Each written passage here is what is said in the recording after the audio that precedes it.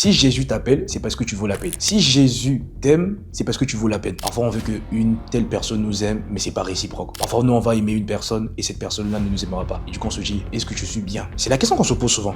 Est-ce que je suis bien? Nos amoureux, nos amoureuses ne nous aiment pas plus que Dieu. Dieu a un amour qui n'est pas limité. Dieu a un amour immense. Il est immensement grand. Parce que le but des vérités de Jésus, c'est de bâtir. Le but de parole révélée, la vérité, c'est de bâtir. Découvrir la parole pour la vivre, ce n'est pas juste une parole que tu as entendue, tu deviens la parole que tu mets en pratique. Quand cette parole est mise en pratique, qu'est-ce qui se passe? Le monde n'a plus besoin de voir Jésus. Le monde voit Jésus au travers de lui. Maintenant, dis-moi, est-ce que Dieu peut t'appeler? Tu acceptes l'appel, tu décroches, vous parlez, vous commencez la relation et après tu peux retourner en arrière.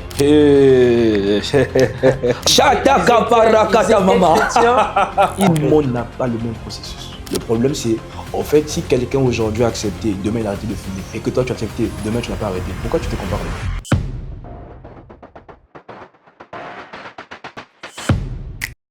Bonjour tout le monde, bonjour, j'espère que vous allez bien. Bienvenue dans le nouvel épisode de Paroles révélées, le podcast où nous découvrons la parole ensemble pour la mettre en pratique et la vivre. Alors aujourd'hui, on va commencer notre épisode 2 de la série Tout commence avec Jésus. Et dans cet épisode, on va parler de pourquoi Jésus nous appelle. La première raison, Jésus nous appelle, ou Dieu nous appelle, parce que Dieu nous aime.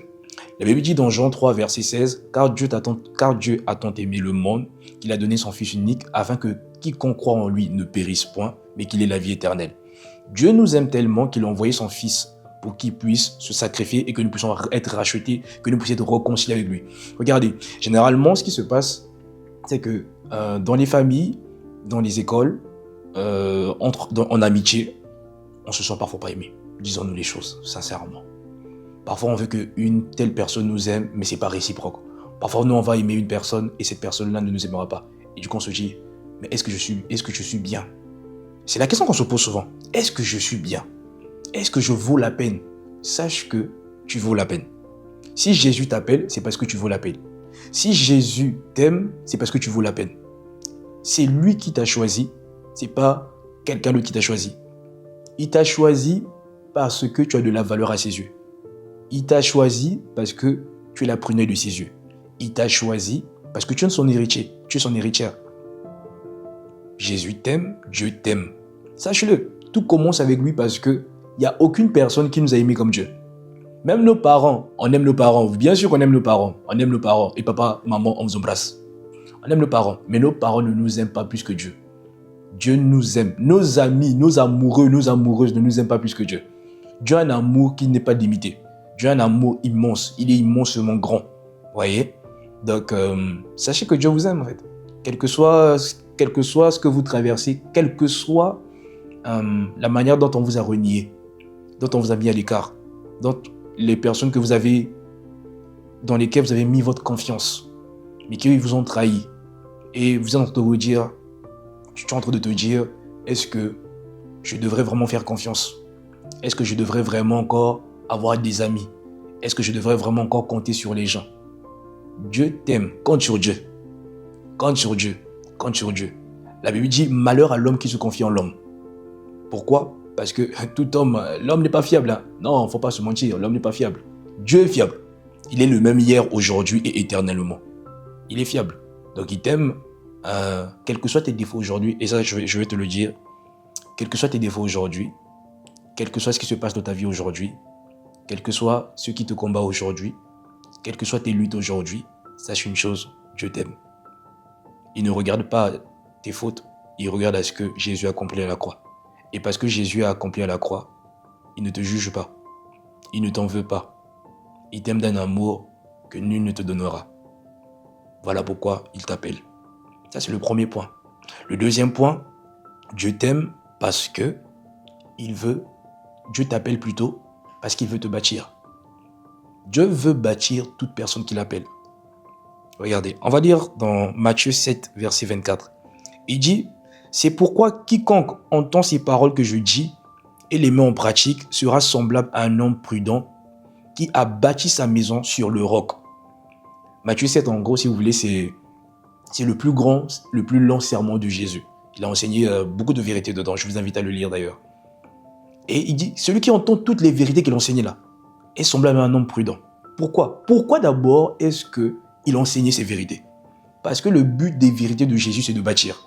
Le but, quand Dieu enseigne, quand Dieu nous donne sa parole, le but de parole révélée, la vérité, c'est de bâtir. Découvrir la parole pour la vivre, c'est quand on découvre la parole, on se bâtit intérieurement et on met en pratique. Parce que plus tu mets en pratique, plus ce n'est pas juste une parole que tu as entendue, tu deviens la parole que tu mets en pratique. Toute parole que tu mets en pratique est ce que tu deviens.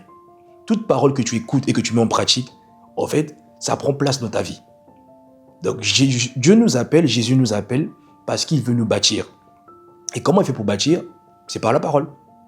On bâtit par la parole, on ne bâtit pas par autre chose, on bâtit par la parole. La parole, au commencement était la parole était avec Dieu et la parole était Dieu. La parole c'est Dieu, la parole c'est Jésus. Et quand cette parole est là, alors là on est en train de bâtir. Vous voulez être bâti? Je crois que tu veux être bâti. Et moi-même je veux être bâti. Et pour être bâti, c'est la parole. Mettons la parole en pratique. Mettons la parole au centre.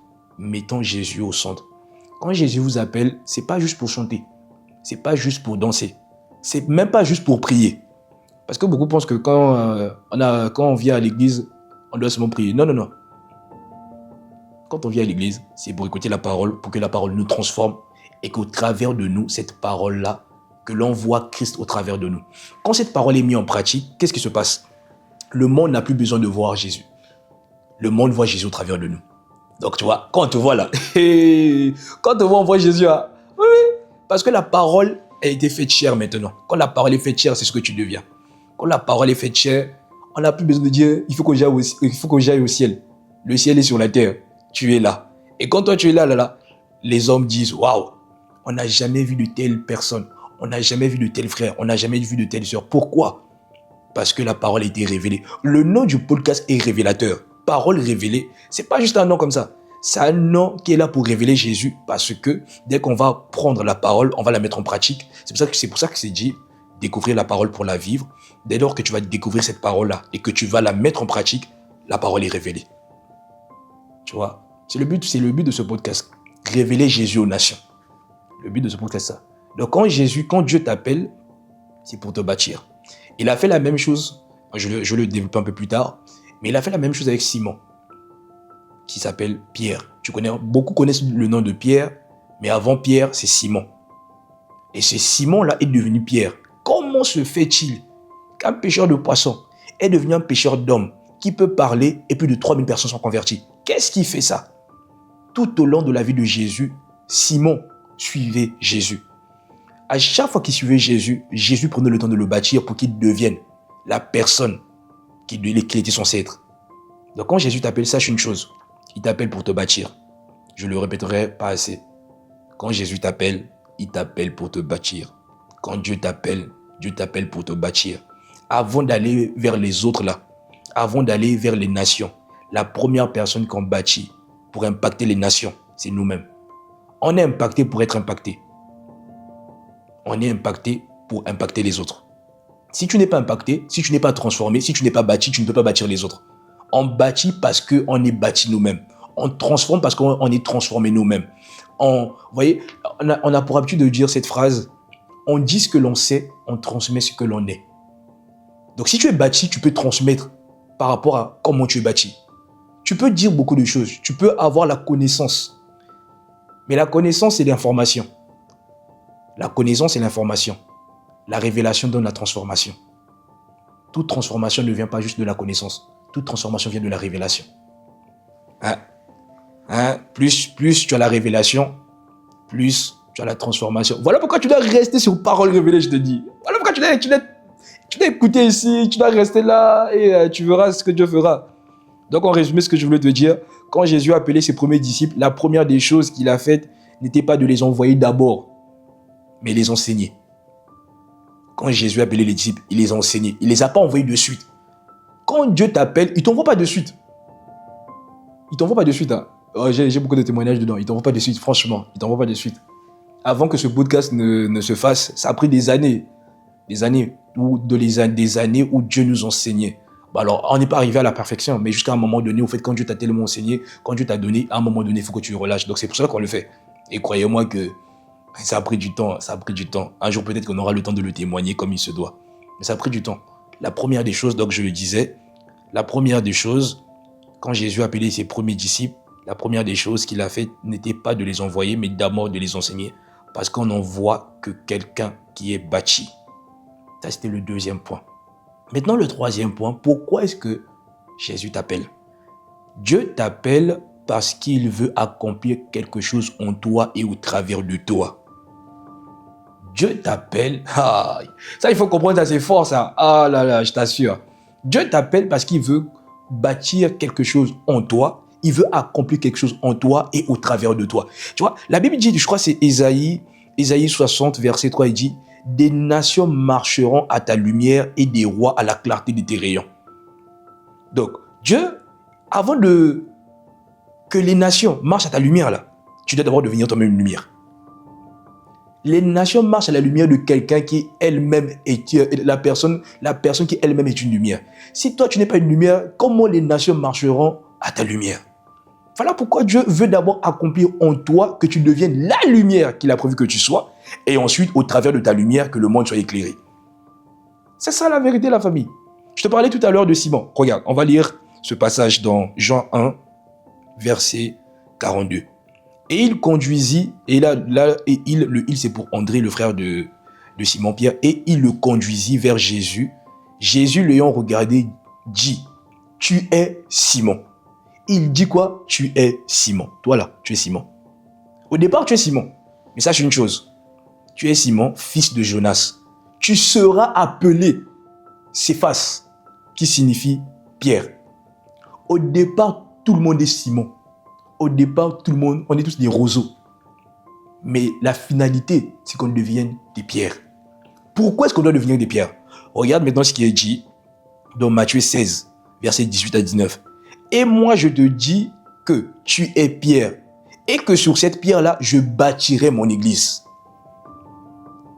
Et que les portes du séjour des morts ne prévaudront point contre elle. Je te donnerai les clés du royaume des cieux. Ce que tu lieras sur la terre sera lié dans les cieux, et ce que tu délieras sur la terre sera délié dans les cieux. Avant que Jésus ne donne les clés à Simon, il fallait d'abord que Simon devienne Pierre. Si Simon ne devient pas Pierre, Simon ne peut pas supporter le poids des clés de l'église. Si Simon n'est pas Pierre, Simon est un roseau. Pierre, c'est l'édifice sur lequel l'église repose. La pierre sur laquelle je bâtirai mon église. Tu vois?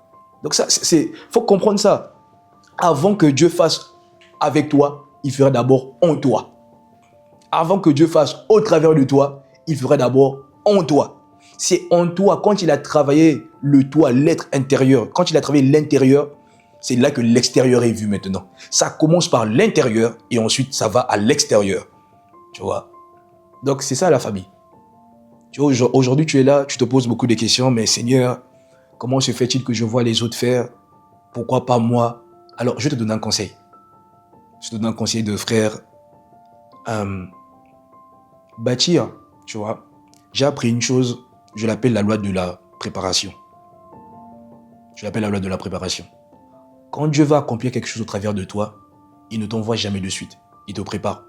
La loi de la préparation, c'est faire des choses quand personne ne voit. C'est se préparer. Tu prends le temps de te préparer, tu prends le temps de t'exposer à Dieu, tu prends le temps de lire, tu prends le temps de méditer, tu prends le temps de mettre en pratique la parole. Quand tu as fait tout cela, au fait, c'est ce que Jésus a fait avec Simon. Il a pris le temps de l'enseigner. Simon a pris le temps de s'exposer à Jésus. Et quand, à un moment donné, Simon est vraiment devenu Pierre, là, Jésus l'a dit, paix mes brebis. Il n'a pas dit ça avant. Le paix mes brebis, là, est venu après, n'est pas venu au début.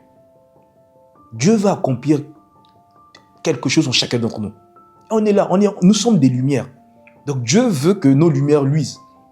Mais pour que nos lumières luisent et que le monde en bénéficie, il faut d'abord que nous puissions être bâtis.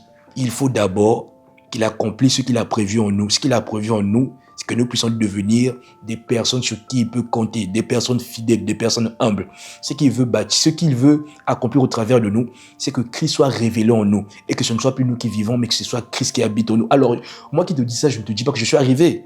Je te dis juste que je suis dans la course. Je suis en train de courir la course de l'accomplissement de sa volonté. Et c'est ça qui fait la différence. Tu vois? Donc la loi de la préparation, ça t'emmène à te préparer. ça t'emmène vraiment à te dire, Seigneur, je sais que, oh Dieu, je ne suis pas prêt, mais je crie à Dieu. Je viens devant Dieu pour dire à Dieu, Seigneur, accomplis en moi d'abord. Ne m'envoie surtout pas si tu ne m'as pas préparé. Ne m'envoie surtout pas si tu ne m'as pas d'abord travaillé. Ne m'envoie surtout pas si tu n'as pas pris le temps de faire de moi la personne que je dois être avant d'aller. Parce que le problème avec ça, c'est quoi? Le problème, c'est que quand tu vas aller là et qu'il n'a pas travaillé, quand tu vas aller, gars, il y a des coups, le monde est violent. Non, le monde est violent. Non, arrêtez, le monde est violent. Le monde est violent, la famille. Le monde est violent. Le monde n'est pas doux, hein. Oh, le monde n'est pas doux. Confronté au monde, là, il y a toutes sortes de choses. Il y a toutes sortes de personnes. Le monde est violent. Mais béni soit Dieu, parce que Dieu fait tout à merveille. Dieu ne parie pas sur des mauvaises choses. Non. Dieu, quand il vous envoie, il a jugé, il a dit, bon là maintenant, vas-y, je sais que tu vas arriver. Tu vois, je vais terminer dessus. C'est dans le livre de Rois. Quand il y avait des dieux des Baals, le peuple d'Israël adorait les dieux des Baals, des Astartés. Élie a vu ça. Il a fallu 3 ans. Et la Bible dit, c'est dans le livre de Jacques. Jacques dit que Élie a prié pendant 3 ans. 3 ans pourquoi? Juste pour aller confronter. 3 ans pour sortir. Et que pendant 3 ans là, on ne sait pas où il était caché, mais durant 3 ans, Élie priait. Durant 3 ans, Élie était là, Seigneur, tu sais quoi? Ah, en tout cas là, ça ne va pas. Seigneur, il faut que tu fasses quelque chose. Mais pourquoi tu ne vas pas parler? Et pourtant, tu parles. Pourquoi tu ne vas pas parler devant les gens? Non, non, non. Il faut encore, Seigneur Dieu, que vraiment, il faut que tu changes les choses. 3 ans, mon frère. 3 ans. Parfois, ça te prend 3 ans. Et la vérité, c'est 3 ans. Minimum 3 ans. Après 3 ans, si tu portes de fruits, là, c'est le Seigneur dit, waouh, bon et fidèle serviteur, rentre dans la joie de ton maître. Tu vois? Donc, je vais juste encourager quelqu'un qui écoute ce podcast, cet épisode. Je te demande pourquoi Jésus t'appelle. Sache que Jésus t'appelle parce qu'il t'aime. Sache que Jésus t'appelle parce qu'il veut bâtir. Il veut te bâtir toi. Et sache que Jésus t'appelle parce qu'il va accomplir une œuvre en toi et au travers de toi.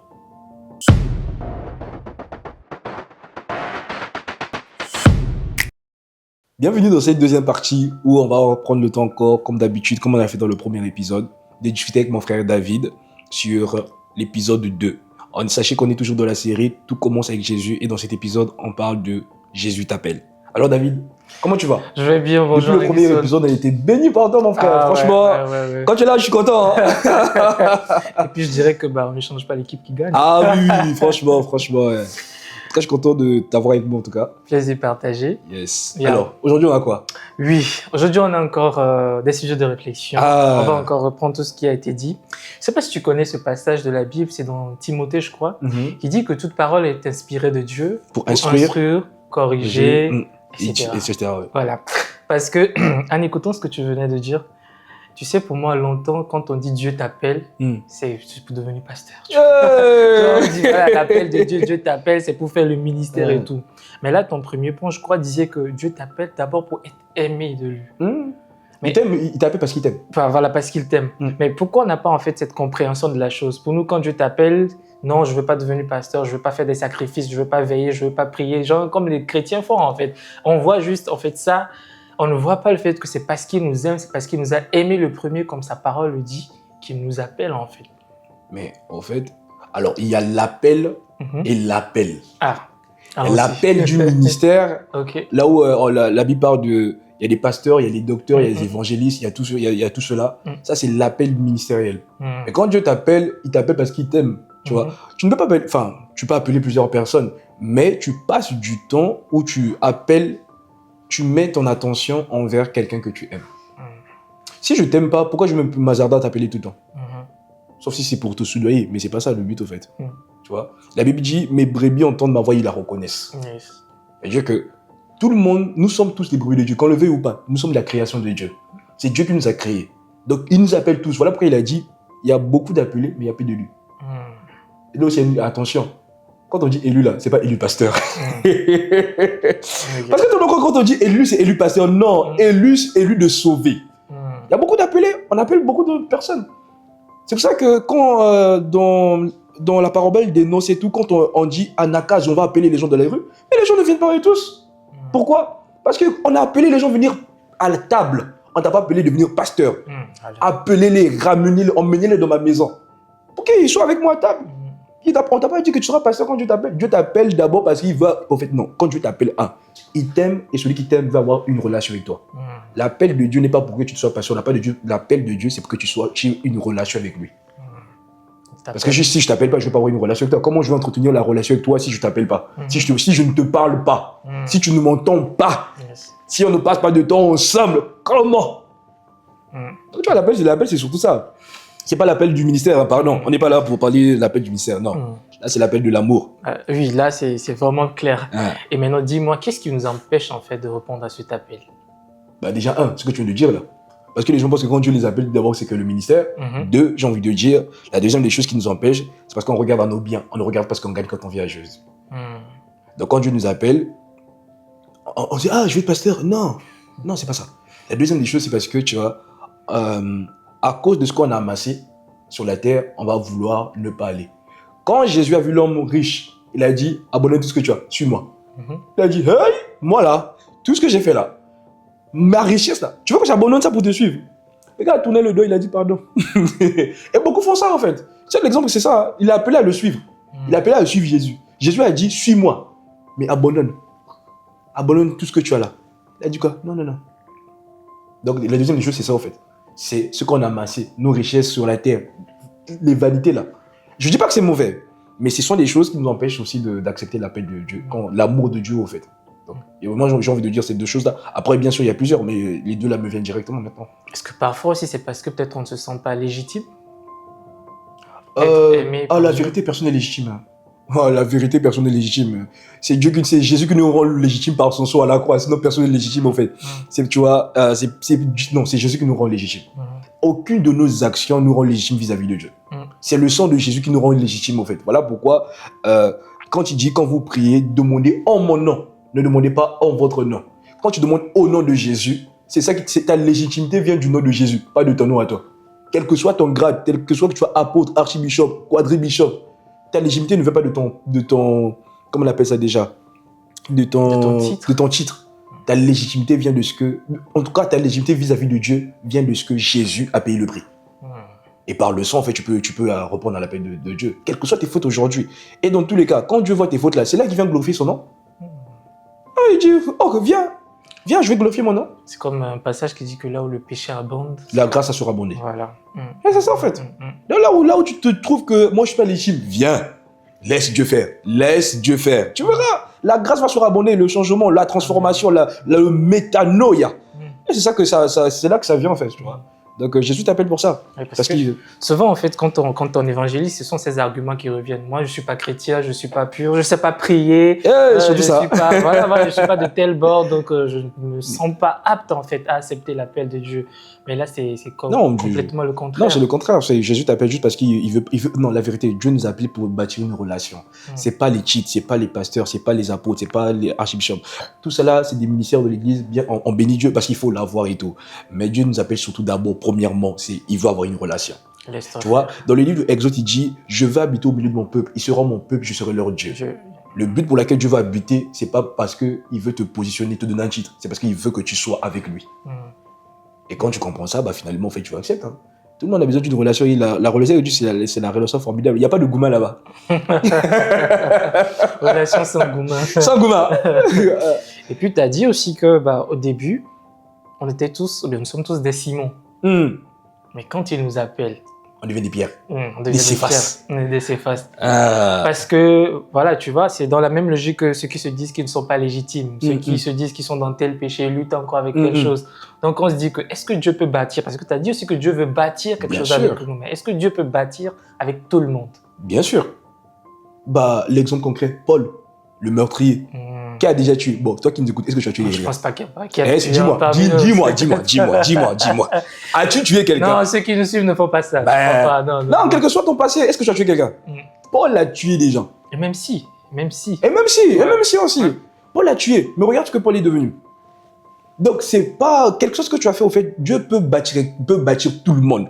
Et d'ailleurs, ton histoire fait que tu seras le témoin qui va aller impacter la sphère où tu es passé, au fait. Tu vois, moi, je fais partie des personnes qui croient que tout ce qui t'arrive, et d'ailleurs la Bible dit, tout concourt au bien de ceux qui aiment Dieu. Yeah. Tout ce qui arrive, et Dieu va l'utiliser pour glorifier son nom.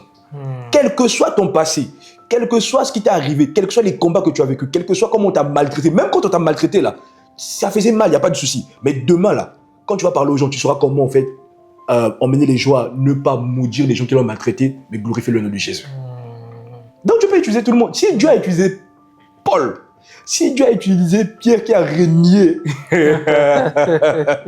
Dieu peut utiliser tout le monde. La vérité, Dieu peut utiliser tout le monde. Il n'y a pas de personne. Si Dieu a utilisé même Moïse qui disait je suis bègue, ainsi de suite. Non, il n'y a pas une personne que Dieu a utilisé Jacob, le menteur, vraiment. Donc il y a pas, tu ne peux pas dire que même si tu mens, il n'y a pas de souci. Viens, Dieu t'appelle. Réponds juste. Et après le reste, il se charge de ça en fait. Le point c'est surtout, et c'est subtil, hein, mais c'est souvent quand on essaie de le faire par nos propres forces. Et c'est là où, en fait, on crée des dégâts. Et c'est là où on est fâché, on se dit, mais moi, j'y arrive pas, non. Dans l'épisode, le précédent épisode, je parlais du processus. Il faut laisser Dieu faire et tout. Il faut le chercher, il faut s'abandonner jour après jour, crier après Dieu pour dire à Dieu, Dieu, me voici, sonne-moi, transforme-moi, manifeste la véritable vie en moi. Plus tu feras ça, plus tu le chercheras, plus les fleuves de vie couleront. Et c'est ça en fait. Mais oui, Dieu peut bâtir avec tout le monde, il n'y a pas de personne. Parce que, comme tu donnais des exemples, je me dis, qui de mieux qu'un prisonnier ou qu'un ex-prisonnier pour parler de l'amour de Dieu? C'est ça en fait. C'est exactement ses amis détenus et tout. Qui de mieux que quelqu'un qui a été blessé, quelqu'un qui a vécu dans un péché, dans la masturbation, dans voilà quoi. C'est ça en fait. Que pour parler aux autres en fait. Qui de mieux que quelqu'un qui a connu le rejet. Voilà. Qui a connu des temps de peur vraiment, enfin, qui a connu la peur jusqu'au suicide. Qui de mieux que quelqu'un qui était délivré du suicide pour parler aux personnes qui veulent se suicider. C'est vrai, c'est vrai. En fait, c'est finalement ça le point. Et c'est pour ça que Dieu peut utiliser tout le monde. Maintenant, dis-moi, est-ce que Dieu peut t'appeler? Tu acceptes l'appel, tu décroches, faut parler, faut commencer la relation. Et après, tu peux retourner en arrière. Parce qu'on connaît des gens, ils allaient à l'église, ils avaient accepté Jésus, tu vois. Et après, ils sont retournés dans le monde. Je vais te dire, là, dès que tu as dit ça, il y a un verset, garde ton cœur plus que toute autre chose. C'est un proverbe 4 choses. Garde ton cœur. Pourquoi tu dois garder ton cœur? Parce que si tu gardes pas ton cœur, tu retourneras à ce que tu as vomi. Tu dois garder. Et nous tous devons garder. Veillez pourquoi? Parce que tu dois garder parce que l'ennemi rôde aux alentours. Et si tu ne gardes pas, il va te dérober. Tu vois, garder le cœur, c'est ça. Moi, personnellement, il y a quelque chose que je fais toujours, et je le dis souvent à ceux qui sont à côté de moi, c'est faire l'introspection. Faire l'introspection. Va devant Dieu, Seigneur, je me présente à toi, qu'est-ce qui ne va pas? Est-ce que je suis toujours aligné avec toi? Est-ce que ce que je fais est toujours conforme à toi? Est-ce que... Et dès lors que là, il va dire, il pointe du doigt, il dit, Seigneur, pardon, je ne suis pas parfait, je viens m'humilier. Sonne-moi, travaille-moi, corrige-moi en fait. Et à partir de là, en fait, avant que je reparte à ce que j'ai vomi, je vais déjà me présenter. En fait, ça, tu vois, c'est le secret que David a appliqué, que Adam et Ève n'ont pas appliqué. Je crois que c'est dans Genèse 3, j'ai plus la référence, dans Genèse 3, quand Dieu vient dans le jardin d'Éden, la chose qui se passe, que Adam et Ève s'étaient cachés. Dieu les a cherchés. Parce qu'en fait, ils avaient commis. Ils ne se sont pas présentés. Sauf que David, quand il a commis, il s'est présenté. Donc, comment tu fais pour repartir? C'est parce que quand tu as vu ça, tu n'es pas venu de toi-même te présenter devant Dieu. David a commis, mais il est venu se présenter. Il a dit, n'enlève pas ta présence. Je vois la différence. La différence, c'est ça, en fait. Voilà que je dis, garde ton cœur. Quand ton cœur a reconnu ça, en fait, tu viens devant Dieu, tu dis, Seigneur, j'ai péché. S'il te plaît, ne m'éloigne pas de toi. Corrige-moi, d'accord, mais ne laisse pas les hommes, en fait. Toi, corrige-moi. Et quand tu fais ça, Dieu dit, voilà un cœur sincère. Et la sincérité de cœur, c'est ce que Dieu veut en fait. Et quand tu as cette sincérité de cœur là, c'est là que Dieu prend maintenant le temps. Il dit, ok, comme tu as reconnu, laisse-moi travailler avec toi. Tu ne repars pas parce qu'il te garde proche de lui. En fait, c'est toi-même qui t'approches et il dit, ok. Il dit dans Hébreu, approchez-vous avec assurance du trône de grâce afin d'obtenir miséricorde. Donc quand tu t'approches, tu obtiens la miséricorde. Mais le problème, c'est que quand tu ne t'approches pas, tu repars à ce que tu as vomi et c'est là que les gens quittent maintenant. Je comprends maintenant. Parce que les gens donnent des arguments. J'ai quitté parce que oui, je suis tombé dans ça. Non, parce qu'on m'a jugé. J'ai quitté parce que j'étais plus digne. Personne n'est digne. Moi, je dis toujours, personne n'est digne. Personne n'est digne. Il faut arrêter de croire que quelqu'un est digne. Personne n'est digne. Non, pour moi, non, on n'est pas digne. Non, pour moi, en tout cas, ça, c'est moi. C'est ma pensée. Moi, je le crois. Personne n'est digne. On est digne par Jésus. Vraiment, c'est Jésus, c'est moi qui nous fait grâce. Mais quel que soit, et je vais parler directement à ceux qui nous écoutent. quel que soit ce que vous traversez, la chose à faire, la vérité, approchez-vous de Dieu. Dès que le Seigneur a pointé, approchez-vous. Même si quand tu t'es approché, ça n'a pas changé, reste dedans. Reste dans le lieu secret. Reste à parler avec Dieu, en fait. Demeure là. Et lui-même va enlever, il va enlever. Souvenez-vous, le processus est très important. Si vous ne comprenez pas le processus, au fait, vous allez vouloir aller très vite alors que le Seigneur veut prendre du temps pour vous bâtir. En plus, on parlera de ça à un moment donné. Ok, mais tu permets quand même que j'en essaie un peu de passer par là parce que tu parles beaucoup de processus. Mais tu sais, il y a des gens qui viennent à Dieu et quand ils écoutent des témoignages, par exemple, quelqu'un dit « Moi, je fumais quand je suis venu à Dieu, j'ai accepté l'appel de Dieu, j'ai arrêté de fumer. » Mais il y a quelqu'un, une personne lambda aussi qui accepte Dieu et le lendemain, il recommence à fumer. Tu vois? Donc, comment en fait cultiver la patience dans le processus en fait? Comment vivre le processus? Ça, c'est une grande question. Tout le monde n'a pas le même processus.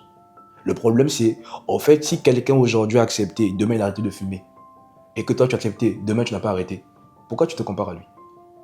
Pourquoi tu te compares à lui? C'est le témoignage. Non, le témoignage, c'est son témoignage. C'est ce que Dieu a fait avec lui. Donc chacun a son témoignage. Chacun a son témoignage, en fait. Dieu a fait ça avec lui, gloire à Dieu. Moi, ça me fortifie de dire que si Dieu a fait ça avec lui, il va le faire avec moi. Je me souviens, notre pasteur, il nous racontait que quand Dieu relâche la grâce sur quelqu'un, la grâce n'est jamais trop loin de toi. C'est jamais trop loin de toi, en fait, tu vois. Et vu que c'est pas trop loin de toi, bah, en fait, reste juste là, en fait. Le problème, c'est pas comparer. Le Seigneur, je te rends grâce de ce que tu as fait avec lui. Et comme tu as fait avec lui, je sais que ça va venir vers moi. Tu vois. Et c'est ça, en fait, tu vois. Il y a des gens, juste parce qu'ils ont écouté un témoignage, ils ont cru. Mais ils ont attendu pendant longtemps. Pas comme les autres. Hein. Les autres, en une semaine, c'est passé. Mais ils ont attendu pendant longtemps. Et du coup, leur société est débloquée. Tu vois. C'est ça, en fait. Donc, la relation avec Dieu, c'est pas une compétition. Ah, c'est pas une compétition, non. Chacun a son chemin, chacun a sa route et tout. Pas une comparaison. Non, il n'y a pas de comparaison. Et les comparaisons, là, la famille, ça tue. Hein. Ça tue. Tu vas voir l'onction de l'autre là-bas, tu dis, ah, lui, l'onction, il a fait tomber. Et toi, bénis Dieu de la grâce qu'il t'a donnée, en fait. La Bible dit, il y a différents dons, mais tout est donné pour le bien commun. Tu vois, donc, béni soit Dieu pour la transformation rapide. Mais toi aussi, tu vois, quand Dieu, tu vois, le processus est important. Le processus est très important. Tu vois, le processus est très important. Moi, je le dis parce que le processus est très important. Quand tu comprends le processus, tu vois, la valeur de l'or, c'est tout un processus. L'or brut et l'or travaillé, c'est pas la même chose. C'est pas la même chose. Processus de transformation. Parce que si tu rates le processus là, tu vas voir des trucs bizarres et tout. Mais le processus de la transformation en or pur, en or que les gens peuvent utiliser, les gens peuvent porter ainsi de suite, c'est pas la même chose. Donc si tu comprends que le processus peut prendre du temps, tu n'es pas pressé, tu laisses Dieu faire son chemin en fait. Et quand tu laisses Dieu faire son chemin, c'est là que tu vois la gloire de Dieu apparaître. Et c'est ça qui sera ton témoignage aussi. Au nom de Jésus. Ah oui, au nom de Jésus. Ouais, en fait, au nom de Jésus. C'est le processus. En fait, le processus, c'est le témoignage. C'est de dire que pour moi, ça a pris 2 ans. Pour moi, ça a pris 3 ans. Je suis un pasteur, je sais pas, le pasteur Axel, si tu le connais. Il a dit, il allait à l'église, il priait. Il revenait à la maison, se marsure. Tu vois, donc c'est le processus. Mais aujourd'hui, il est pasteur, il édifie. Donc, plus ça. Si c'était arrêté à cette étape, il serait dans le monde aujourd'hui. J'ai appris avec le temps que quel que soit ce que tu traverses, moi par exemple, je vais vous dire clairement, moi par exemple, il y a un truc qui m'arrivait beaucoup quand j'étais au collège et tout, je me comparais beaucoup. Dis-nous tout. Moi je me comparais beaucoup. On t'écoute. Je me comparais beaucoup, je trouvais que les autres avaient plus que moi. Et ça m'a pris du temps, du collège jusqu'à l'université. Wow. Ah oui, jusqu'à l'université, donc collège et université. Mais pendant ce temps-là, j'étais chrétien du dimanche, dans tous les cas. Dimancheur. Dimancheur. Mais non, mais dimancheur là, j'aimais quand même un peu Dieu, j'allais un peu chercher Dieu. Mais comparaison. Et je trouvais que les autres avaient plus que moi. Je trouvais que les autres avaient si. Je dis, est-ce que jusqu'à un moment donné, est-ce que je me dis, mais pourquoi tu regardes pas toi? Est-ce que tu regardes la grâce qui est de ta vie? Est-ce que quand je commençais à regarder cette grâce là, et dire, béni soit Dieu pour les autres, mais Seigneur, il y a quelque chose en moi, et je suis trop content pour ça. Et donc à chaque fois quand je vois les autres, je dis, alléluia pour vous, mais Seigneur, moi aussi tu as déposé. Et quand tu es conscient de ça, en fait, il n'y a pas de comparaison, il n'y a pas d'envie, en fait, tu bénis Dieu. Quand tu vois l'autre avancer, tu dis, gloire à Dieu. Tu ne t'en compares pas. Tout le monde, tu vois, le but, c'est d'atteindre et de faire la volonté de Dieu. Sauf que le chemin n'est pas le même pour tout le monde. Mais la destination, c'est l'accomplissement de la volonté de Dieu. Amen. Amen. C'est ça. Non, la comparaison, c'est pas une compétition. C'est pas une compétition à la famille. Ok. Pour finir, j'ai une autre question aussi, j'aimerais te demander en fait. qu'est-ce que ça implique maintenant d'accepter l'appel? C'est-à-dire que quand tu acceptes l'appel... Il faut préciser, hein, l'appel là, c'est pas l'appel du Ouais, pasteur. c'est pas l'appel pastoral. Au début, on a tout établi, les bases. Si tu n'as pas écouté, va réécouter. Voilà, va réécouter. Tout est clair maintenant. Parce que là, ils vont voir l'extrait, on va dire l'appel. Ouais. Ah, on parle de... Non, on parle pas de ministère ici, pardon. En tout cas, personne n'est pasteur parmi nous ici. Hein. Nobody.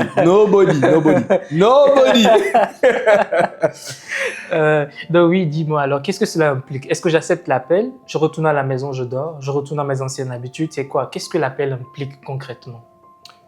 L'appel implique une décision. Répondre à... Quand Jésus t'appelle, en fait, tu vois, Jésus ne force personne. Quand il a appelé les disciples, quand il a rencontré Pierre, enfin du coup Simon, André, Jacques et les autres, il les a dit suivez-moi. Il les a pas mis des menottes et tout. Hey, venez à moi, hey. Non. Il les a dit suivez-moi. Ils ont abandonné leur père, leurs parents, avec qui ils péchaient et tout. C'est eux qui ont décidé de suivre. Et de là qu'ils ont décidé de suivre et tout, en fait, c'est là que leur vie a commencé à transformer. L'appel, quand Jésus t'appelle, il te présente l'appel. Dans pourquoi j'ai dit tout à l'heure qu'il y a beaucoup d'appelés, mais il n'y a peu d'élus. L'élu, c'est celui qui a décidé de suivre. Quand tu as décidé de suivre, tout appel a besoin d'une réponse. Si je prends mon téléphone qui est là, j'appelle quelqu'un au bout de fil. Si la personne ne me répond pas, comment je peux parler avec la personne? Quelqu'un ici, toi, tu m'écoutes. Depuis, je n'entends pas Dieu. Depuis, Dieu ne me parle pas. Est-ce que j'ai répondu à l'appel? L'appel, c'est pas être pasteur, je signale encore. Je répète ça parce qu'il y a quelqu'un qui va... Non. Jésus t'appelle, il t'appelle à marcher avec lui. En fait, c'est ça l'appel. L'appel, c'est je veux marcher avec toi.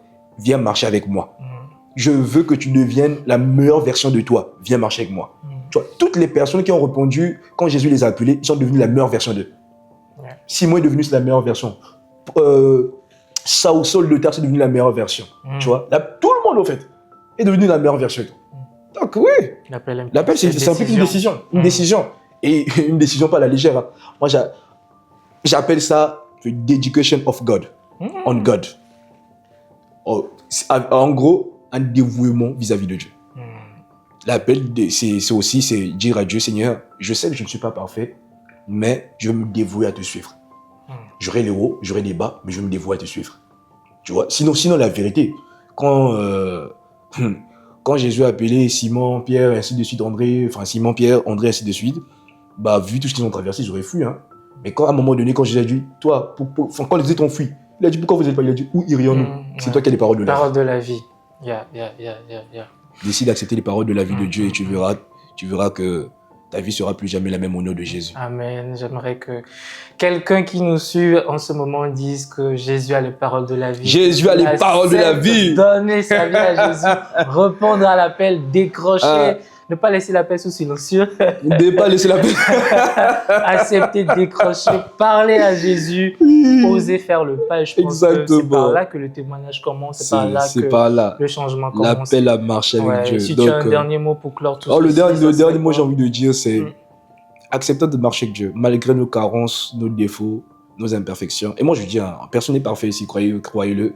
On court vers la perfection. La perfection est une destination, pas un point de départ. Amen. Philippiens 1, verset 6. Celui qui a commencé cette œuvre la rendra parfaite jusqu'au jour de l'avènement de Christ. Amen. Il la rendra. C'est pas que tu es déjà, il va la rendre. Vous voyez, c'est une destination. Donc, la perfection, c'est la destination. L'appel, quand tu réponds à l'appel, tu commences à marcher pour aller à la destination. Amen. Donc, toi qui es là, tu n'as jamais répondu à l'appel. Je le répète encore, Jésus t'appelle. Amen. Nous le répétons, Jésus t'appelle. Accepte Jésus. On le fera à chaque épisode. Hein. Si tu n'as pas encore accepté Jésus, tout commence par Dieu avec Jésus. Viens accepter Jésus. Nous, on fait à la fin la prière. C'est simple, comme bonjour, comme on dit. Tu n'as jamais accepté l'appel. Répète juste ces mots avec moi. Seigneur Jésus, je t'accepte. Comme Seigneur et Sauveur. Je veux marcher avec toi. Je veux te suivre. Je sais que je n'ai pas, par mes forces, je n'y arriverai pas. Mais je compte sur toi. Conduis-moi. Montre-moi le chemin. Je fais du temps mon Seigneur et Sauveur. Je veux que tu sois mon Seigneur et Sauveur. Au nom de Jésus. Amen. En tout cas, la famille... we was blessed. Amen. On a été bénis en tout cas. J'espère que vous aussi vous étiez bénis. Et merci à vous. C'est la série Tout commence par Dieu avec Jésus, épisode 2. On se retrouve pour le 3e épisode. Soyez bénis la famille. Soyez bénis. God bless you. Yes.